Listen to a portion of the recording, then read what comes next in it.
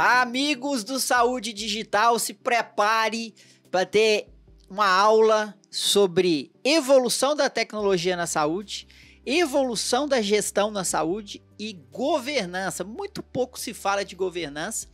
Você pode achar que isso é coisa de empresa grande, mas você vai descobrir que o quanto antes você desenvolver governança dentro do seu negócio, você vai colher os frutos.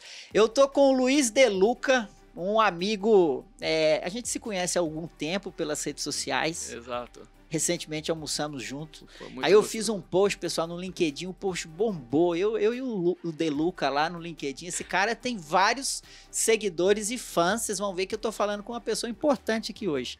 De Luca, obrigado por estar aqui conosco. Sempre começo com background, mas antes eu vou te perguntar, quantos quilômetros já correu hoje? Bom dia, Lorenzo. Hoje eu dei um trotinho básico aí de 10K. Né, uma fase ainda de manutenção, nada específico. Preparando para a maratona de Tóquio. Isso vai ser mais no segundo semestre. Esse primeiro semestre é mais condicionamento físico, manutenção. Mas conta pra gente então o background do maratonista Luiz De Luca. Bom, Lourenço, se eu tivesse que contar o planejamento da carreira, não seria como aconteceu. Porque eu comecei, né, com indústria, 17 anos na indústria. Eu sou engenheiro de formação e administrador de empresas, eu tenho CREA, né, tenho o CRA. As pessoas, como eu estou desde tem que fazer as contas, né? Eu estou desde 85 no setor da saúde, foi quando eu entrei na Philips, então estou fazendo agora, 1º de abril, né? O pessoal brinca que é dia dos mentirosos, mas eu vou fazer 38 anos. Então eu tenho CREA, CRA e um CRM 171, né? Porque depois de 38 anos... Na saúde. Então eu vim 17 anos em indústria, 15 anos atuando na gestão de empresas, prestação de serviços médicos e os últimos anos trabalhando como conselheiro, advisor no setor da saúde. E se você chegou a General Manager da GE aqui no Brasil? Então, eu fui na Philips, eu cheguei a gerente de marketing. Na GE eu comecei como desenvolvimento de mercado e fui o Country Manager, né, da GE Sistemas Médicos na época, agora é GE Healthcare, mas é GE Sistemas Médicos. Eu fui para os Estados Unidos, eu tive uma posição global, como gerente global da área de tomografia computadorizada, morando em Milwaukee. Aí eu voltei para o Brasil, né, fui sócio de médicos na sua área, né, fui sócio de um grupo de radiologistas aqui de São Paulo, fiquei com eles 1 ano e meio. Clínica de imagem, é? Na verdade, era prestação de serviço médico em hospital. Eram 3 hospitais na época que o grupo tinha um contrato, que era o HCOR, o Santa Catarina e o Hospital Alemão Oswaldo Cruz. Eu era o administrador e sócio deles. Depois eu acabei migrando para a área hospitalar. Aí eu tive um colega que foi exatamente na transição, né, de trabalhar um pouquinho mais a parte de governança. Então teve um colega que me chamou para fazer uma transformação, uma gestão de virada de um hospital aqui de São Paulo. Isso foi em 2005, né? Então em 2005 eu comecei na área de gestão hospitalar e acabei sendo CEO depois do Hospital 9 de Julho, na época que era propriedade da família Gami, e depois passou para a empresa do Edson Bueno, né, o fundador da Mil. E depois que eu saí do 9 de Julho, eu fui para o Hospital Samaritano aqui de São Paulo. Fiquei quase 6 anos lá como CEO. E aí o Samaritano foi adquirido pela UHG. E aí eu fui, né, transferido junto com o Samaritano para o grupo Américas, onde eu fui CEO do Américas Serviços Médicos por 1 ano e meio. Aí, gente, olha aí quem está aqui, nosso convidado hoje para falar de tendência e evolução. Já passou em multinacional, hospitais, empreendedor, né? Isso aí. E hoje muito ligado, muito próximo às health techs, às startups. Isso. De Luca, conta um pouquinho dessa sua bonita trajetória, o que você enxerga dentro da saúde de evolução de tecnologia. Quais foram esses momentos que a gente pode marcar aqui, resumir uma timeline até chegar aqui? Então, Lourenço, isso que é uma coisa interessante, né? Eu falo que existem as ondas da saúde, né? Então, se eu pegar a nossa área, que eu acho que a área da imagem foi uma área que teve uma grande transformação, Não, você como médico radiologista sabe disso, e você sempre fala muito bem dos médicos, então somos quase colegas. Então, assim, vamos pegar as ondas da saúde. Quais eram as grandes ondas dentro da área da imaginologia? Foram os grandes equipamentos, os grandes hardwares, né? Então, começou, obviamente, com sistemas menores, aí os raios-x, os ultrassons. Depois vieram o quê? As tomografias, as ressonâncias, os PETs, PET-CTs, então, junção de imagem. E aí depois acabou tendo para uma mudança dentro da área hospitalar essa mesma visão que eu falo dos equipamentos, dos hardwares, né? Então, se trabalhou equipamentos na área terapias, então você tem a radioterapia, tem procedimentos hemodinâmicos, intervencionismos, e obviamente o state of the art hoje dentro dos hardwares, nós poderíamos dizer que seria a parte da cirurgia robótica. Então, essa é a primeira onda, os grandes equipamentos, os grandes hardwares. Segunda onda, nós começamos a ver um processo de gestão da informação. Então começou a vir os sistemas de gestão. Então são os softwarezinhos que aqui a gente chama de HIS, né, o Hospital Information System, muitos chamam de RP, né, hospitalar. E é bem diferente. O HIS e o RP, embora possam parecer, né, a mesma coisa, são diferentes. Porque o HIS acaba trabalhando muito mais o fluxo do paciente dentro de uma atividade hospitalar. Obviamente, se a gente for na área de imagem, tem os sistemas radiológicos, na área de laboratório tem os sistemas do LIS e assim sucessivamente. Então, houve evolução dos sistemas dentro da geração de informação. E aí você começou a trabalhar um pouquinho esse fluxo do paciente, trabalhar um pouquinho as ocupações dos serviços, dentro dos serviços de imagem, das análises clínicas, centros cirúrgicos, internação, fluxo de PS. E essa foi a segunda onda. A terceira onda, ela começou a ter uma segmentação mais voltado a dados mais clínicos. Então, nós começamos a trabalhar um pouquinho mais na parte da gestão da farmácia, as unidades que faz a dispensação, os protocolos clínicos. Então, nós começamos a ver, né, dentro dos RPs ou HIS, a gestão, né, dos prontuários, né, a prescrição, a dispensação e prescrição eletrônica, todo um trabalho voltado à gestão clínica.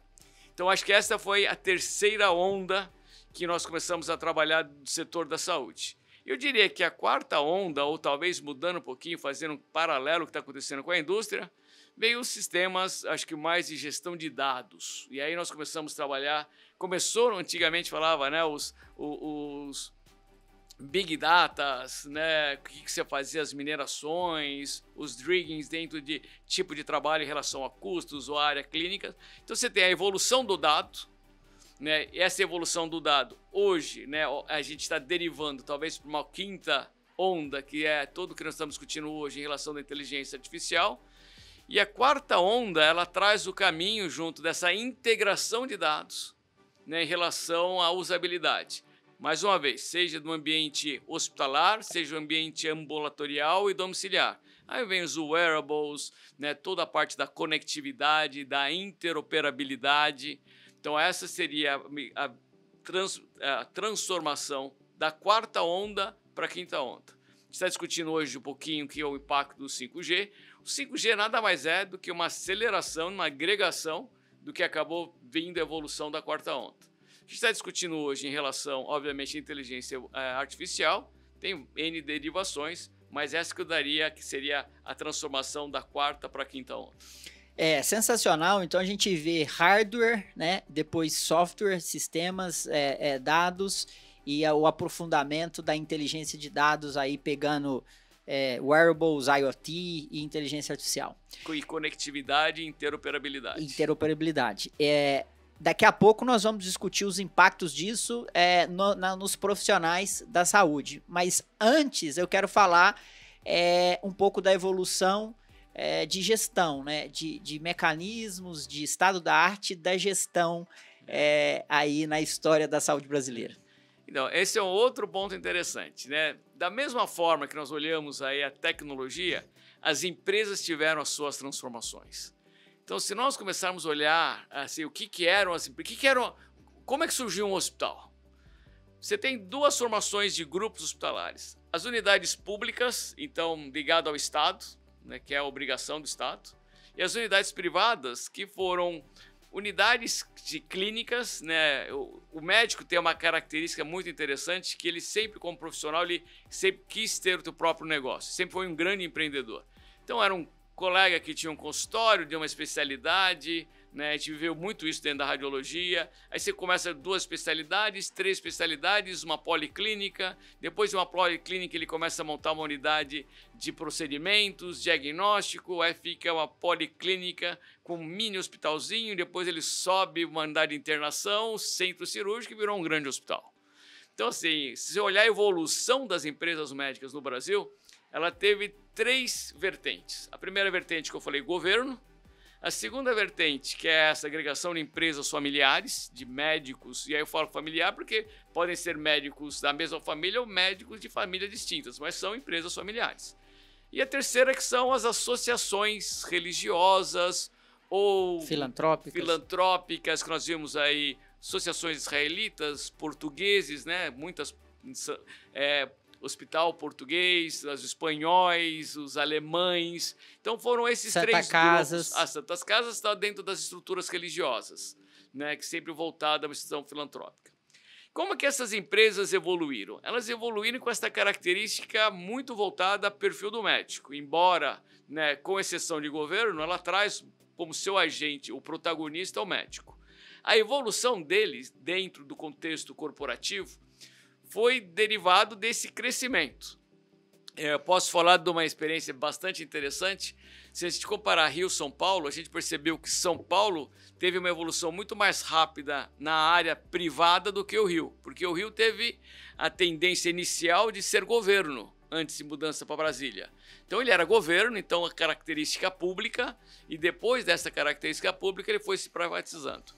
O movimento privado no Rio de Janeiro, ele foi muito claro, muito mais discreto desse ponto de vista de percepção, que veio com o grupo, obviamente, da Redditor, dentro do doutor, né, o Jorge Moll, ele foi, né, cardiologista, clínicas, ele fez este movimento que nós estamos colocando aqui, até ter a área hospitalar, né, onde eu tive a oportunidade de trabalhar, né, como fornecedor e parceiro dessa entidade, onde ele começou a criar o primeiro hospital no Rio de Janeiro, o Barra D'Or, e aí veio o conceito do Barra D'Or, aí depois veio o Copa D'Or e assim sucessivamente, até a migração para São Paulo e hoje uma empresa... Com a aquisição da São Luís, né? Então, quando a gente olha essa mudança, assim, a gestão, ela era relevante, mas ela começou a mudar quando nós começamos a mudar as estruturas de capitais. O que eu falo isso? Os aportes e os investimentos no setor para ter esta consolidação ou este crescimento, esta evolução.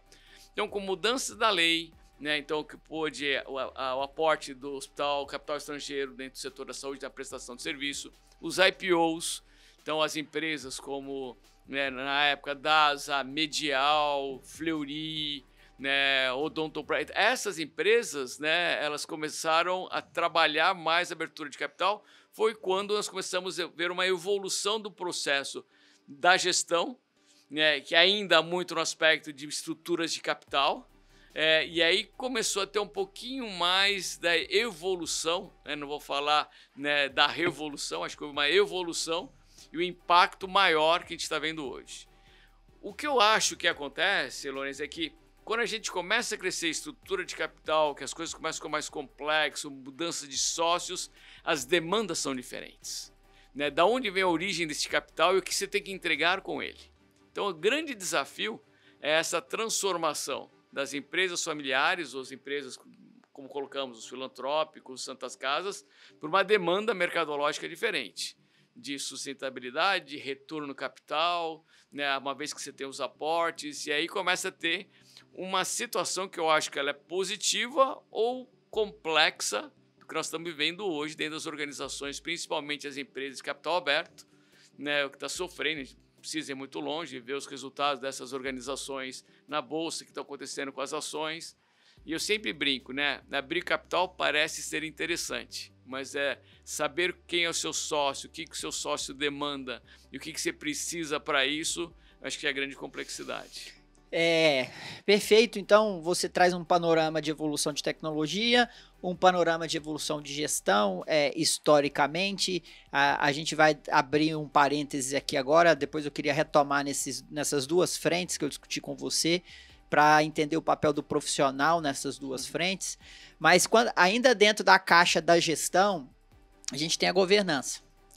E você faz parte de um grupo de governança, queria que você contasse um pouco do trabalho do Instituto e por que é importante governança e quando que é a hora de olhar para isso? Lourenço, realmente eu sou membro do Instituto Brasileiro de Governança Corporativa, né, faço parte de 2 comissões, faço parte da Comissão de Saúde e do Conselho do Futuro, e a gente tem discutido bastante, né, nessas 2 comissões, obviamente, o papel da governança, a importância da governança no contexto, seja do futuro, seja na saúde. O que a gente percebe, e aí você trouxe um dado, você falou gestão é super relevante, e governança. A governança e gestão, elas são separadas por uma linha que nem todo mundo entende. Então, vamos pensar em 2 pirâmides. Uma pirâmide tradicional, não é o modelo mais importante, mais talvez adequado, mas lembra das pirâmides hierárquicas? Sim. Então, quando a gente pega o que a gente fala do C-level, do nível do executivo, né, do C-level para baixo dessa pirâmide, isso é gestão. Se eu pegar uma pirâmide e inverter, né, quase que uma ampulheta, então são 2 pirâmides, e colocar em cima do C-level, né, esta pirâmide ou esta área acima do C-level, isto é governança, estrutura de governança. Então, assim, governança e gestão estão juntos, mas com papéis distintos. A governança também é de governo, de olhar de fato o interesse das partes societárias, a longevidade da organização, né, as transparências e relevância entre os seus sócios. Então, as partes envolvidas, elas têm que estar muito bem sintonizadas, até governo e gestão, mas elas são distintas. A gente confunde aqui que tudo é gestão, né, do conselho e CEO é gestão. Não, tem uma linha que separa isso. É claro que a gente pode ter governos mais atuantes, então a gente pode ter conselhos mais executivos, então conselhos mais próximos da gestão, mas o que a gente olha, então os interesses da parte societária, longevidade em relação à organização, governança. Isso estou indo de maneira bem simplista, do C-level para baixo, gestão. O que a gente percebe? Que muitos acionistas, pegando as empresas médicas, o médico era os 2. Ele era o executivo e ele era o acionista. Então, esta separação de papéis, né, ela tem que começar a ficar mais clara por suas demandas. Então, senão você tem um problema. A gente fala assim, o interessado é o gestor e quando você começou a perceber dessas aquisições, mudança da estrutura de capital, isso ficou mais complexo. E, obviamente, que o médico que você não se prepara para isso pode ter maior dificuldade. Então, a gente tem preparado melhor essas transições. Momentos de governança. Quando que é o momento de olhar a governança? A governança é importante no momento que você tem sócio, que você está criando a sua empresa. Governança não é para burocratizar a sua empresa. Ela vai trazer os direcionadores, ela vai trazer a relação entre os sócios. E a partir daí você vai definir, obviamente, as demandas de gestão, as diretrizes de gestão. Então hoje, como você colocou, eu tenho uma paixão pela área da saúde digital, né? Estamos aqui dentro do ambiente de saúde digital, né? Sou mentor e empreendedor de startups, os health techs, e eu falo para eles, né, para todos os empreendedores, se você não olhar a governança no momento que você tem um acordo de sócios, você já tem um problema. Não é lá pô, agora que vai trazer investidor, nós vamos montar o conselho. Não. Na hora que você está montando o acordo de acionistas, já está na hora de definir os papéis, né, o que se espera. É este momento que se começa a discutir a governança da organização. Claro que as estruturas de governança, ela pode variar muito da sua complexidade de acordo com o negócio. Quando você trabalha uma estrutura de governança no sistema financeiro, ela tem uma complexidade, uma regulação, ela requer, obviamente, né, instrumentos e modelos que sejam um pouco mais complexos. Empresas médicas, outras empresas, podem ter seus modelos menos complexos, mas extremamente efetivos. É muito interessante, De Luca, que o modelo, a figura da ampulheta ficou muito clara na minha cabeça aqui agora, né? Aquele ponto ali de intersecção é o CEO ali, né? O CEO, o C-level, né? Perfeito. Acima dele, por quê? Porque é uma pirâmide invertida que ele vai responder. E pelo que você está falando, a partir do momento... Quanto que é a hora para pensar em governança? A partir do momento que você tem um sócio. Perfeito. Se você já tem um sócio, se você não está pensando em governança, já está atrasado. E vamos pensar na nossa casa? Quem é o nosso sócio? Nosso parceiro. Isso. E você tem um documento que rege isso. Você tem um documento, seja quando você faz um registro civil, é um documento, é um contrato societário com direitos em relação aos seus bens e deveres em relação à família.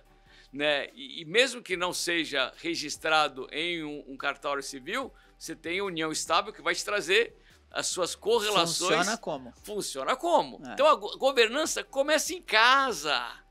O governo, essa relação, ela começa em casa. A gente não tem que ter medo da governança. Em casa você já tem as suas obrigações, familiares e societárias.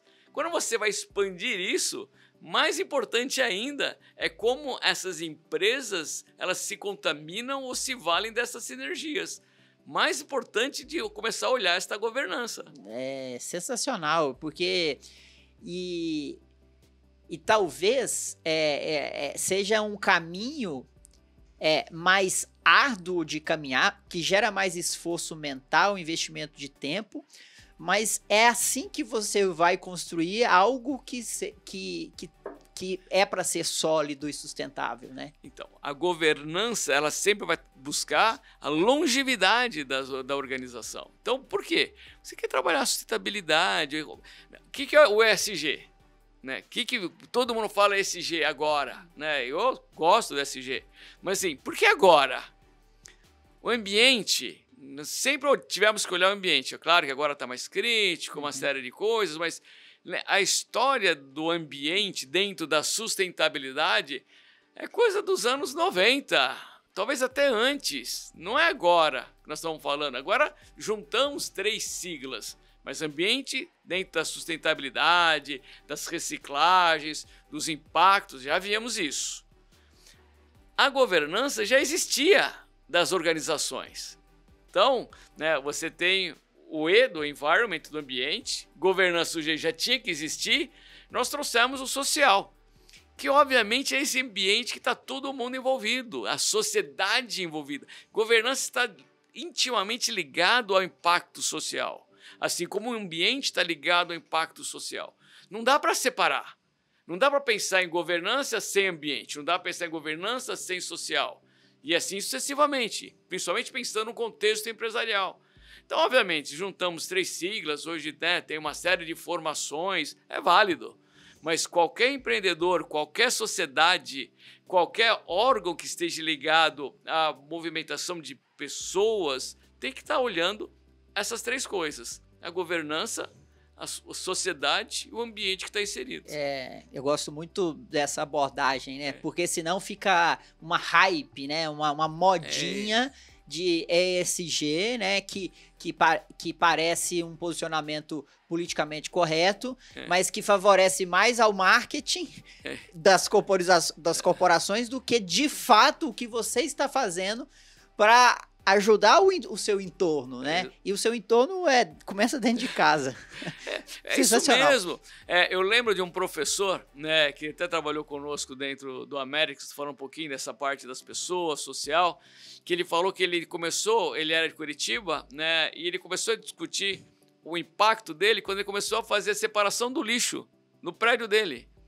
Por que o lixo não era separado no prédio dele? Então ele sentia essa dificuldade de separar o que era orgânico, o que era reciclável. Então assim, já tinha essa preocupação. Então nós temos que ter essa preocupação. Eu acho que tem um dado benéfico. Os nossos filhos, eles trazem um pouquinho isso, ou muito disso, em relação a essa importância do ambiente, ao impacto. Tem uma filha que é adolescente, ela discute muito em relação o que é importante, esse problema do clima, incomoda mais os nossos filhos do que nos incomodávamos, é uma coisa interessante. Então eu espero que essa geração no aspecto social e ambiental seja melhor do que nós fomos. Perfeito. E Deluca, vamos falar agora das pessoas que trabalham na saúde e o comportamento frente a essa evolução de tecnologia e de gestão. como que você viu a evolução? Vamos começar pelo médico e aí depois, se você quiser estender aos profissionais de saúde, executivos. Mas como que você vê essa juntando evolução de tecnologia e do profissional? Quais são as novas habilidades, competências? O que um profissional teve que adquirir ao longo desse tempo?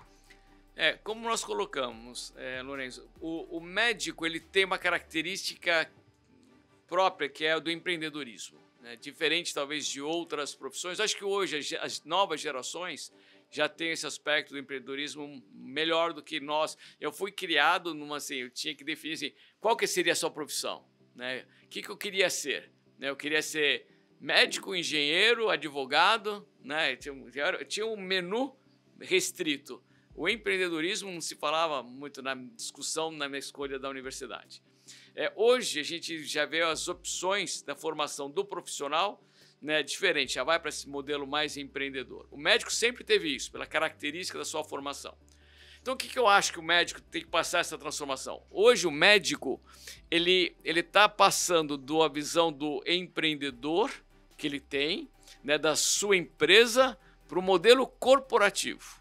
Então o switch do mindset do médico tem que, não necessariamente eu vou ser o dono, né, mas eu posso ter o empreendedorismo dentro de uma corporação. Então a gente chama isso de empreendedorismo corporativo. Então esse mindset de mudança comportamental do médico, de fazer parte de um grupo, é importante. Eu lembro uma vez discutindo no Colégio Brasileiro de Radiologia com o nosso querido falecido Dr. Karpovas, que é um radiologista que ele estava muito ligado ao CBR, onde nós trazíamos a visão da mudança da grade curricular da residência da radiologia, onde deveríamos trazer um pouco mais desta governança e do corporativo dentro da formação médica. Então, assim, eu acho que o médico tem que trazer esse primeiro ponto. O segundo ponto o médico ele tem uma característica de formação de trabalho individual. Então, obviamente, agora, sendo um modelo corporativo, o desenvolvimento de trabalho em time. Então, ele sai da competência individual para uma competência mais coletiva, de compartilhamento, né, e liderança.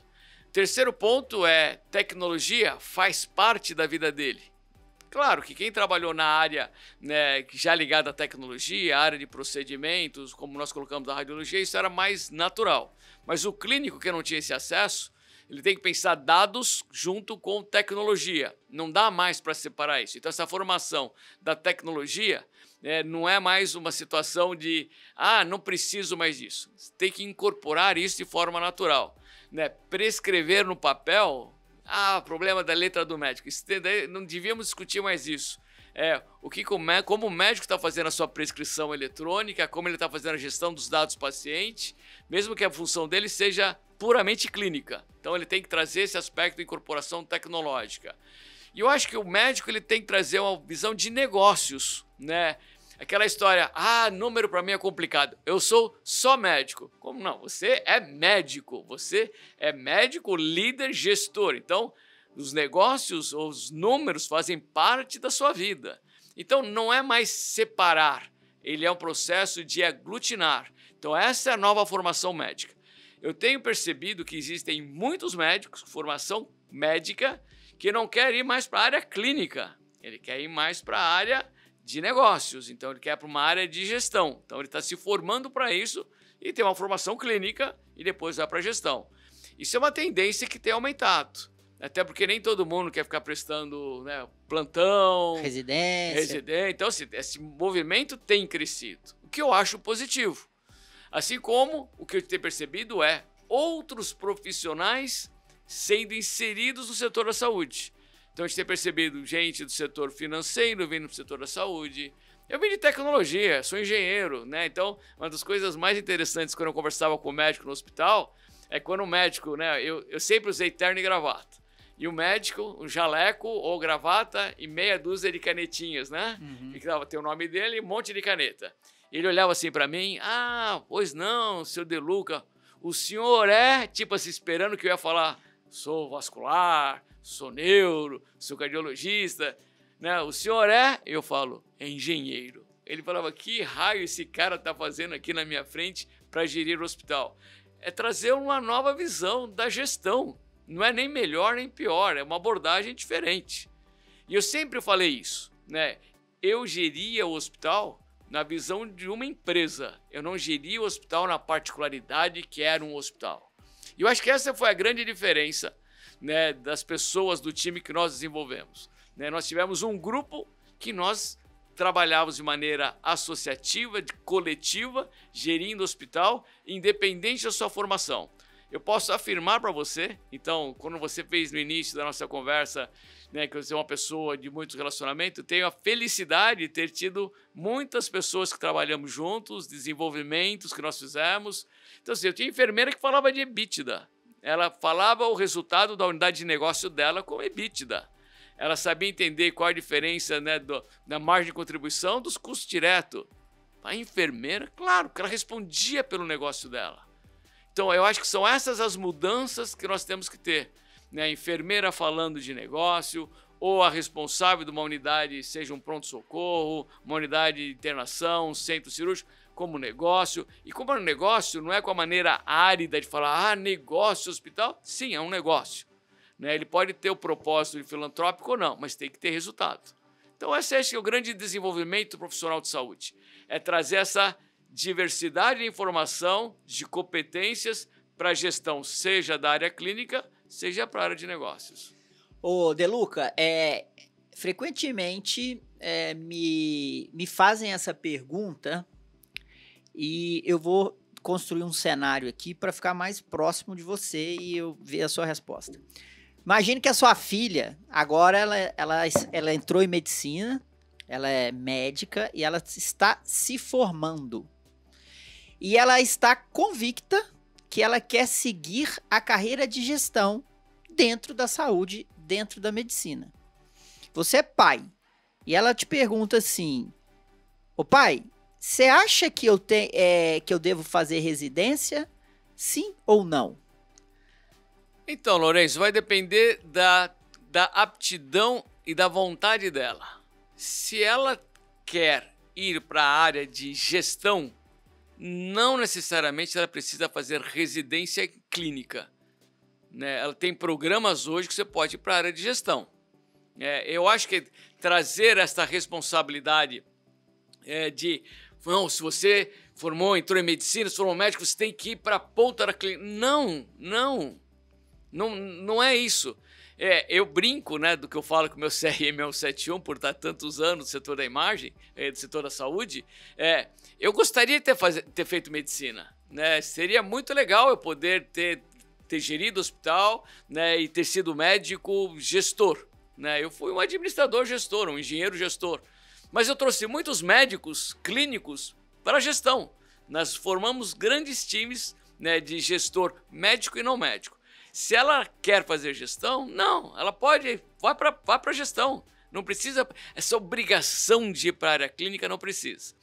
Eu estava conversando com o namorado da nossa filha e é interessante, porque ele é filho de médicos. E ele tem esse dilema de assim, o que fazer?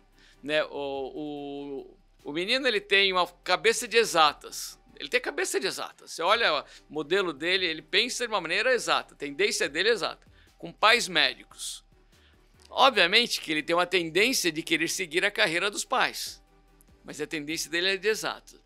E eu perguntei para ele o que ele queria fazer. Ele falou assim, não, eu acho que eu quero fazer medicina. Ele falou assim, olha, você tem duas grandes oportunidades. Você pode fazer medicina, e como você tem a cabeça de exatas, e depois você evolui para a área, né, das health techs, então para os modelos analíticos, tecnológicos, então perfeito. Ou você não precisa fazer medicina, você pode ir para a área de tecnologia e ir depois para a área da saúde, fazer os modelos analíticos dentro das health techs. Então você tem dois caminhos. Provavelmente a tua formação básica que vai direcionar talvez a tua maior tendência daquilo que você quer ter mais foco. Uma área mais clínica, mesmo que seja digital, mais voltado à parte, né, do processo, ou se quer dar uma ênfase muito mais na tecnologia, na gestão dos dados. Então, assim, não tem mais uma única via. Essa é a parte boa, Lourenço, não tem mais uma única via. Nós temos várias vias. Isso é importantíssimo. Eu acho que isso vai ser muito mais legal. Acho que nós vamos ter diversidade de formações que vai ser muito mais importante do que se espera da saúde. É sensacional, porque eu penso exatamente assim, e às vezes em discussões em que tem outros médicos, os médicos defendem esse modelo que não, você tem que fazer porque você fez e são só 2 anos, mais 2 anos de clínica, isso você vai só conseguir entregar a sua eficiência se você fizer. Não necessariamente. E eu não estou advogando para não fazer residência, tá? Mas não necessariamente. Tem que refletir que nós temos vários caminhos. E De Luca, uma comparação que eu faço, que por muito tempo o médico ele foi uma profissão de fim. Então, assim, ele chegava na pós-graduação e ele tinha um fim, que eu tô com diploma, agora eu vou fazer isso, vou operar, ou vou ser clínico, ou ser um especialista. E o engenheiro, ele foi uma profissão sempre foi uma profissão de meio. Você, como engenheiro, você pega o diploma, agora você fala assim, eu posso ir para a indústria, eu posso ir para o meio ambiente, eu posso fazer uma gama de coisas com esse diploma que eu tenho. E não só o médico, eu acho que o bom profissional hoje é aquele que se enxerga, quando ele pegar o diploma dele de médico, de contador, de advogado, como que eu posso abrir leques na minha carreira? Eu não preciso mais responder uma via única. E o bom profissional é aquele que tem isso em mente e tem coragem para sustentar isso. Porque atualmente, eu sou professor lá na São Leopoldo Mandique, é difícil essas pessoas, por exemplo, como esse comportamento é o que eu gosto de fazer hoje, de empreender, de ter o meu negócio, para mim foi muito difícil ao longo da minha formação, ver que eu era muito diferente dos outros. E isso ainda é fato. O aluno que não se enquadra muito no mainstream tradicional da formação, ele se questiona se o curso de medicina é para ele. E não, o curso de medicina é para ele, mas quando ele chegar lá, ele tem uma gama de coisas para ele fazer. É um pouco desse panorama. O que você acha? Então, Lourenço, eu tinha um dado, não sei o quão esse dado ele é real, estamos discutindo em relação aqui ao grandes centros de formação médica, que é a informação que nós estamos conversando com médicos e professores, que parece que 30% dos alunos já não querem mais ir para a área clínica. Bom, é um número relevante. Opa. 30% não querer ir para... Não tenho esse dado de maneira objetiva, como pesquisa, mas assim, são percepções. Então, esse que você está colocando é extremamente relevante, porque 30% é um contingente bastante elevado. Outra coisa, eu acho que você está corretíssimo, eu acho que a gente tem que ter um profissional... A vantagem... Eu tive 2 grandes vantagens no meu desenvolvimento profissional. Primeiro, eu acho que é a minha adaptabilidade e uma formação mais heterogênea, né? Como eu falei, eu sou engenheiro, administrador, fiz pós-graduação em marketing, então eu tive uma diversidade de formação. A segunda é que eu tive pessoas muito competentes como formação de times, que me ajudou muito, né, no desenvolvimento das organizações. Então essas são as 2 vantagens que eu tive dentro da minha formação e no desenvolvimento de times. Eu acho que essa diversidade, essa pluralidade de conhecimento, eu acho que vai ser muito melhor, né, no futuro do que a gente está acostumado no passado. Como você falou, o engenheiro tinha esta liberdade de poder fazer isso. O médico era mais restrito em relação a isso. Vamos pegar a psicologia. Eu tenho essa discussão dentro de casa. Psicologia, a gente tinha uma visão antes, de uma maneira talvez equivocada, clínica. Imagina, a minha superintendente de recursos humanos, que era uma profissional super competente, que veio da área de banco, veio da área financeira, depois trabalhamos junto em hospital, ela era psicóloga de formação. Tanto é que hoje ela atua como coach de carreira, assim, psicologia. Então, voltado à área de desenvolvimento organizacional, desenvolvimento de pessoas. Eu fiz um curso no meu mestrado, que é na área de Consumer Behavior. É psicologia pura, voltado ao comportamento do consumidor. Então, se você olha a área da psicologia hoje, claro que existe o problema da saúde mental, mas existem toda uma gama hoje de comportamentos, sejam organizacionais, comportamento do consumidor, que a área da psicologia tem crescido de uma maneira super abrangente. Então, o psicólogo não tem uma carreira só dentro de uma linha clínica, ele tem uma diversidade dentro de aplicações. E assim serão as demais profissões. Uma única área, se você quer ser o melhor daquela área, você pode ser um super especialista. Provavelmente um robô fará esta função. Cuidado, né? Ser um super especialista, um robô poderá ter este algoritmo. E esta é a grande diferença de um especialista que quer ser muito segmentado, tem o risco de alguém, né, alguma máquina fazer isso, ou ele ser um profissional que tem uma competência, né, mas ele se desenvolveu de uma diversidade de formação e outras competências, que aquilo que ele aprendeu, que ele desenvolveu, possa ser utilizado de maneira mais abrangente. É isso que a gente fala. Vamos falar do médico e tecnologia. O médico fala assim, eu quero ser o melhor cara em relação ao exame, estudo da medicina interna, né? Você pode fazer isso. Alguns algoritmos virão para discutir em relação à parte dos diagnósticos da medicina interna. Agora, se você como médico, né, usar os algoritmos, entender a clínica, entender o comportamento do seu paciente, o que está levando as correlações mais abertas, será um médico muito melhor. Esse não terá sido substituído por algoritmo, porque ele fez do algoritmo uma ferramenta para ajudá-lo no processo da decisão clínica. E é isso que a gente tem que tomar cuidado. Eu quero ser o super especialista, isso as máquinas poderão fazer, os algoritmos poderão fazer.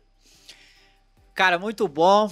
De Luca, pode deixar o seu LinkedIn aqui, porque eu acho que vai ter gente querendo falar com você, pedir umas dicas para você, porque você é um baita conselheiro, muita experiência. Qual que é o seu LinkedIn? É Luiz.deluca. Luiz? E é só entrar Luiz.deluca lá no LinkedIn, aí vai ter, obviamente vai ter a extensãozinha lá. Nós colocamos aqui dentro do podcast. Boa, lá na descrição. Na descrição. Então, se você gostou, manda uma mensagem pro Deluca que ele vai te responder quando possível. Quando possível, tranquilo. Lourenço, eu tenho tempo, né? Se tem uma coisa importante da minha fase profissional, eu falo isso, que a minha fase profissional hoje, e eu falo isso para aqueles que têm dificuldade de se desvincular de poder, né?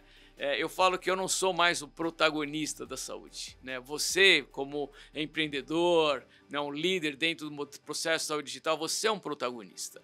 Existem outros protagonistas. Eu acho que este é no que eu acredito. Eu acredito que hoje essa nova liderança que está surgindo serão, de fato, os protagonistas da transformação da saúde. Eu sou coadjuvante. Então, meu papel é trabalhar mais a influência, de poder ajudar em termos de um desenvolvimento. Então, eu estou super feliz com isso, porque eu não preciso ser o protagonista, vocês são. E eu acho que esta é a grande mudança. Então, assim, eu tenho tempo porque eu me proponho fazer aquilo que hoje eu gosto, aquilo que eu acho que tem a relevância. Então, vocês não, vocês estão na linha de frente, vocês estão protagonistas. Então, aqueles que precisarem de alguma coisa, estou à disposição. Eu quero registrar aqui a felicidade de estar podendo participar, né, do teu podcast. Eu escutava o teu podcast, comecei a escutar na pandemia, né? Eu moro aqui perto do Ibirapuera, então andando com tudo fechado, ouvindo, né, os teus podcasts, e quero manifestar aí minha admiração e respeito pelo teu comportamento, a tua liderança e o que você está fazendo. Muito obrigado, Deluca. E, cara, era uma pergunta que eu queria te fazer, e agora você tocou, eu já estava esquecendo. É notório um pouco, você transparece isso com muita naturalidade, que você não tem essa sede pelo protagonismo. Mas você ainda é muito jovem e você tem muita experiência. O que eu queria te perguntar esse processo foi fácil, foi natural? Ou você passou por um desenvolvimento enquanto ser humano de falar, de ter esse posicionamento? Porque eu acho ele muito legal e ele é transparente. Isso que você está falando, ele transparece para as pessoas que estão ao seu redor. Mas, ao mesmo tempo, esse não é um comportamento muito visto na sociedade para quando a gente pega líderes da sua faixa etária. Como que foi isso na sua cabeça e como que você convive com isso? Lourenço, acho que esse é um processo que cada um tem que entender da sua evolução. Eu acho que a carreira ela tem uma etapa. Eu vou dizer uma coisa que é super interessante e, assim, para mim é importante. E eu falei isso para vários colegas meus. Eu ainda tenho vários colegas médicos que falam o seguinte: quando é que você volta? Eu falei assim, eu não volto, eu estou naquilo que eu quero fazer. Então, assim, não tem voltar. Voltar para a área executiva não é uma coisa que está no meu plano. Meus planos é continuar como advisor, conselheiro, empreendedor, estar junto com vocês dentro da transformação digital. Esse processo, eu acho que assim, o executivo, não o médico, o executivo ele tem prazo de validade. E tem gente que não aceita isso. Eu sempre achei que esse é um ponto. O meu protagonismo ele tem um prazo de validade porque outros deverão surgir. E eu acho que por isso que eu me dou bem, né? Porque se nós sentarmos para discutir alguma coisa em relação ao empreendedorismo, não é a minha opinião que prevalece, né? Eu estou aqui para ajudar você a prevalecer ou sua empresa a prevalecer em alguma coisa. Eu acho que às vezes o executivo ele se apodera, né, da posição e para ele largar isso é difícil, porque ele é a única coisa que ele tem. Graças a Deus, né, além de eu ter tido uma carreira muito positiva, eu tenho uma família maravilhosa. Então, eu tenho outras prioridades. Eu tenho a minha esposa, tenho a minha filha, eu tenho os meus amigos, tenho minha corrida, tenho o meu desenvolvimento intelectual. Eu acho que você tem outras coisas para ocupar. E o poder, para mim, ela não está voltado à posição. Eu acho que quem se agarra ao poder da posição vai morrer. Né, vai morrer mal, né, vai acabar fazendo alguma bobagem e vai piorar o que poderia fazer melhor. Eu acho que você falou assim, como que se faz isso? Eu acho que se desenvolve no processo da evolução do seu eu. Né? Eu postei nas minhas férias, no LinkedIn, os livros de filosofia que eu estava lendo, né? Assim, porque chega uma fase da vida que você tem que entender os princípios, as correlações, né? A parte social. Então, eu acho que filosofia traz um pouco disso, né? Eu tive a oportunidade de conviver numa parte profissional com o Sérgio Cortella, que é um profissional, que é um personagem. Então, assim, isso acho que é uma questão individual. Agora, eu acho que todos nós nos deveríamos preocupar com isso, né? E não deixar para se preocupar com isso quando você estiver no final da sua carreira. Se preocupa com isso ao longo do seu desenvolvimento profissional, porque vai ser mais fácil você entender as suas transições profissionais. E demarcando que o seu papel para o ecossistema de health techs, ele é muito chave. Ele é muito importante. Então, apesar de, como você disse, você não estar na linha de frente, você está na retaguarda, mas isso traz uma riqueza para o ecossistema muito grande, porque você traz a sua experiência com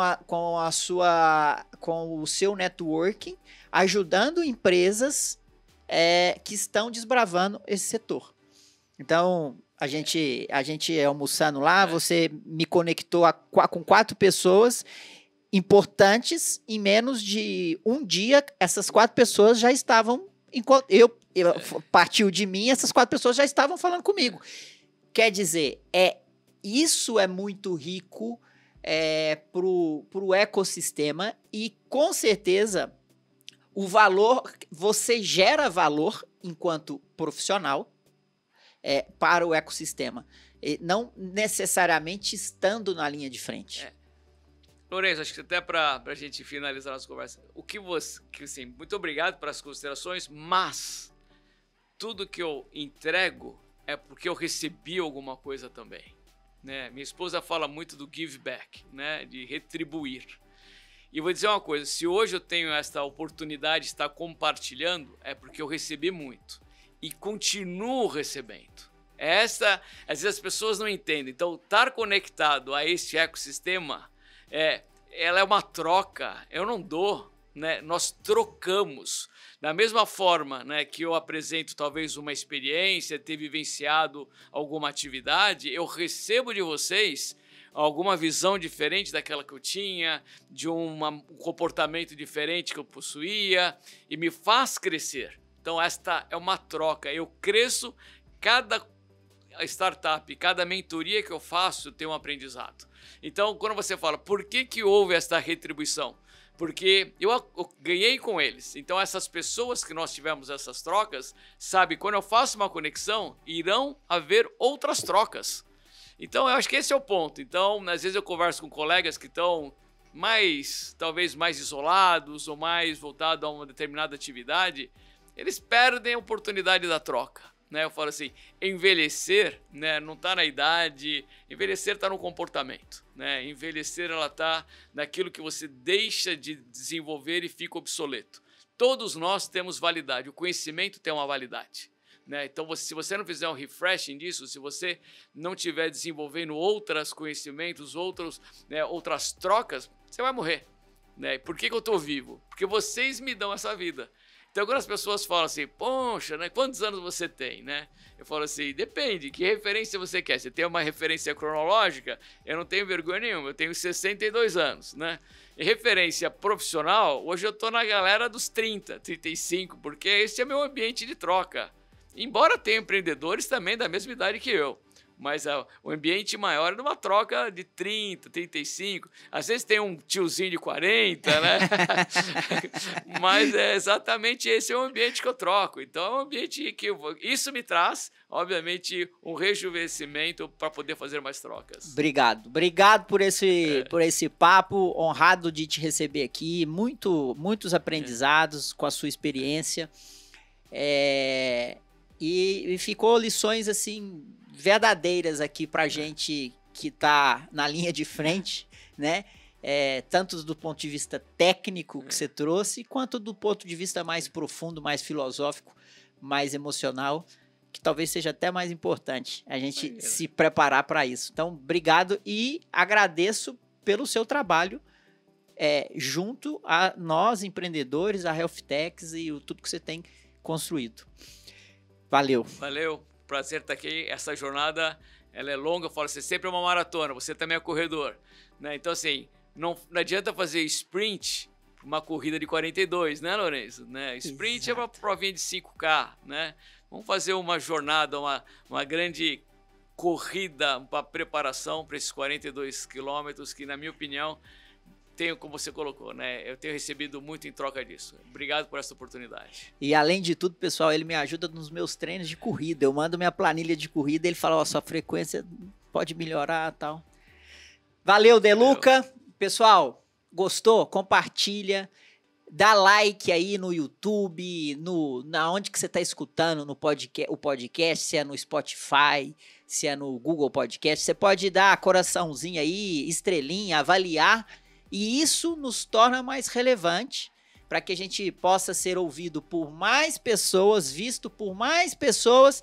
E aí, quando eu chamar um cara igual o Deluca, ele vai aceitar, porque a audiência tá grande, então eu preciso da sua ajuda. Dá um like, compartilha e me ajuda a distribuir o podcast. Obrigado pela sua atenção e até a semana que vem.